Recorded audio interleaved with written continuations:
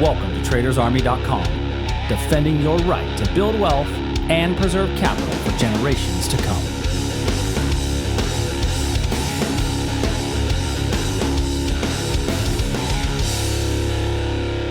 Good morning and welcome to today's edition of the Daily Market Commentary. I'm your host, Chuck Fulkerson. Hope you guys had a great weekend as we are kicking it off Monday morning. I love Mondays. It's a great time to take a look at the markets from a fresh perspective and get ourselves started on the right foot. We had no Daily Market Commentary on Friday as I was traveling from a family function, but we are back in the saddle. But we had a couple of levels that hit on Friday. Now, normally I don't remove the lines, but we had a live trade room last night, so some of those lines were changed. But from Friday or from Thursday's session, we had the NASDAQ level that hit and made entry, the crude oil level that made entry, a couple of really nice trades that came out of those. So hopefully you were able to catch some of those positions. This morning, we're up about 5 points in the S&P. We're up about almost 20 here in the NASDAQ, seeing some fairly strong rallies. And then the corresponding gold markets are down as well. So we're seeing gold. Now, gold is down about a little more than 0.5%, while the S&P and NASDAQ are up less than 0.5%. So we're seeing a bigger sell-off in gold than we are seeing a rally in the S&P and the NASDAQ. If you're new to the channel, do me a favor, click the subscribe button, hit the notification bell. If you've been around a while, we'd love it if you would give us a comment or a like. That would be great. One quick announcement. I've had a lot of people ask recently about a live class. So we're actually doing a live in-person active trading intensive. We're going to do this in Houston, Texas. This is going to feature two asset classes, both futures and options. I've had a lot of people asking about it, so I will put a link to this in the comment section. I'll put this in the comment section down below, a link to the actual class itself. If you want more information, we would love to have you there. Seating is very limited because we're hosting this in kind of an executive boardroom style. So we're limiting the class to a little bit less than 20 students. So be one of the first to get those dates signed up. All right, so let's go to our individual markets. S&P this morning. In our S&P this morning, we are seeing some selling pressure coming in after the high in the overnight hours. But, I don't see a whole lot of reason to even be thinking about trading any of these short. Now, if you're a really, really short-term trader and you're looking just for a day trade opportunity, maybe you can trade it, from kind of where we are now down to this region. But we did get a decent rally off of this 15-minute level in the overnight. So I'd be okay if you wanted to take this little 15-minute level for a reversal. We have two other levels marked, the 3110 level down here, and then off of the 60-minute, we identified a potential turning point there at the 3100 level. So here at that 3100 level. So both of those areas I think are pretty valid. NASDAQ gives us very much the same levels. This 8272. We don't have that same level. This 15-minute level here does not show up in the NASDAQ. And the reason being is that in the NASDAQ, that 15-minute level formed at the same time as the S&P, which I want to say is this area right here, the 930 level, has already actually been hit and then traded through. So it's a little bit less probable, and so that's why we've got just this one down here as our next potential reversal point. Once again, just like I talked about in the S&P, we may see a potential for a reversal at the origin of this speed candle. Know that that speed candle was in not a great time of day, so that definitely lowers the probability just a smidge, but keep an eye on that one today. Crude oil. So crude oil, we are seeing a bit of a sell-off after our contract has rolled. So a little bit of a sell-off coming through here down at 57.63. Looking at the 15-minute chart, we identified a level down in here for a potential reversal. Our crude oil trade we actually had from Thursday was off of this wick over wick area here. From the prior daily market commentary. So hopefully you're able to catch this level. Price came into here and gave us a very nice move away. And so now we're waiting on price to come down. We got two other areas identified.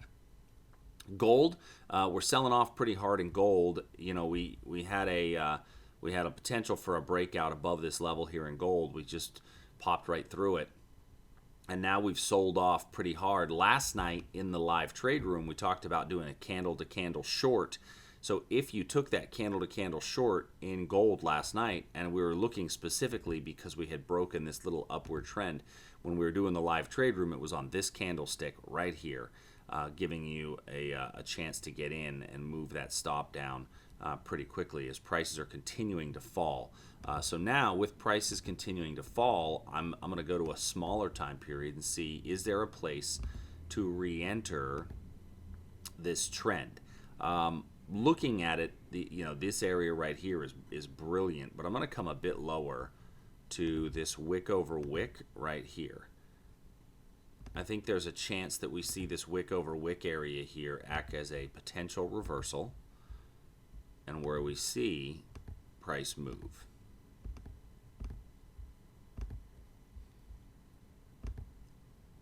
Next, taking a look at our bonds and currency markets. So in the ZN, which is our 10-year note, we have a potential reversal down here below us in the hourly chart. Nothing really added from our prior days because the market's still going sideways in there. Same thing in the Aussie. We are above our quality area of demand. We got supply up above us, and we're just kind of rolling over at this point. I think it's putting in a little bit more of a bottoming pattern here, and I think we're still going to see the next leg is probably a better opportunity for a next move up. The euro, we are basing in front of our level here in the euro. We identified this wick over wick area for potential reversal, but we're getting a lot of basing, and the basing that we're getting is also met with a lot of selling pressure with all those upper wicks. When you see all those upper wicks together in a row, those spikes, that tells me that the market keeps trying to get it higher, but there's a lot of selling pressure in here. And so we still have this area in place, but I need to switch it to a confirmation because we're coming so, we keep coming so close to it. So I'm going to be a little bit more cautious about it. And then in our Canadian dollar, we were looking at a potential, if we bust up above here, do we get a decent opportunity for price to get a little higher? I still think that the probabilities are that we'll get a little higher. There's a little supply area up here where we could see a bit of a reversal. Great British Pound and Japanese Yen. The pound has really gotten some strength in the overnight as we saw big strength in the Great British Pound. We talked last night about doing the gap and go trade, and in the gap and go trade you get long when we get above the first candle's high and your stop goes below the first candle's low. So if you took the gap and go, you've been greatly rewarded in the pound, for those of you that were in the live trade room last night. If we get a pullback, I think that you've got an area here for a potential reversal on the pullback. Let's go to a 15-minute chart and see if we can't clean it up and get a better entry. Not really. So we're going to just use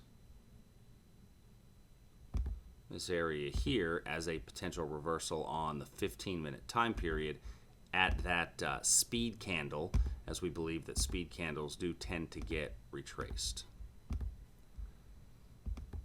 And then looking at the Japanese yen, last night we looked at this as a potential breakdown. I said we can't do a breakdown unless we get basing in front of the level.